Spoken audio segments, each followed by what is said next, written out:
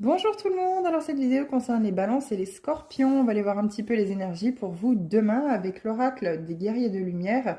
On va aller voir un message pour chacun des deux signes, ce qu'on a à vous dire.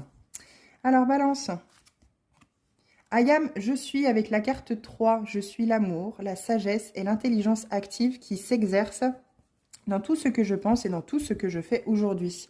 N'hésitez pas à en faire un mantra, je vous le répète. Je suis l'amour, la sagesse et l'intelligence active qui s'exercent dans tout ce que je pense et dans tout ce que je fais aujourd'hui. I am, je suis. Et oui, ici les balances, on vous dit que vous avez ce trésor à l'intérieur de votre cœur.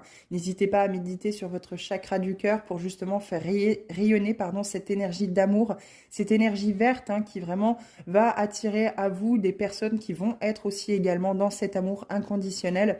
Soyez dans l'amour d'abord pour vous-même, soyez dans l'amour des petits morceaux de vous que vous, entre guillemets, n'aimez pas, mais qui font partie de vous et que vous devez les intégrer avec amour aussi également.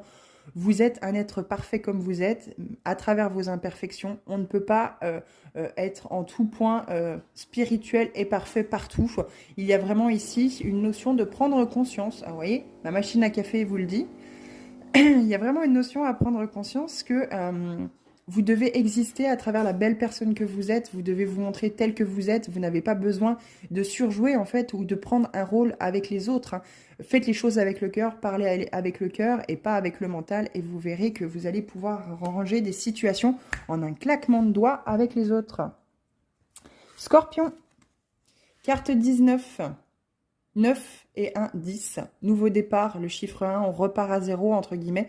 On est vraiment sur quelque chose de nouveau. Il y a peut-être eu un travail ici, les scorpions, avec un thérapeute pour justement aller voir le côté émotionnel. On vous dit, observe tes émotions pour qu'elles te traversent. N'autorise aucune émotion négative à basse fréquence à s'incruster en vous. Et oui, vous avez tout à fait le droit d'avoir cette émotion de tristesse, mais il ne faut pas qu'elle reste à l'intérieur de vous.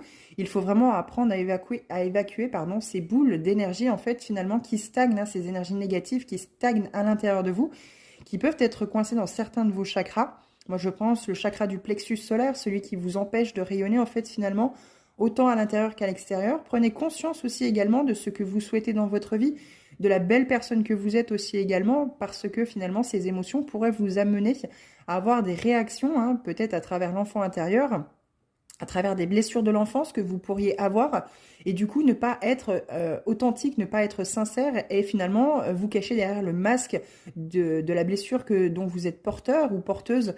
Et il est vraiment question ici de ne pas laisser ces émotions, ces énergies négatives stagner en vous.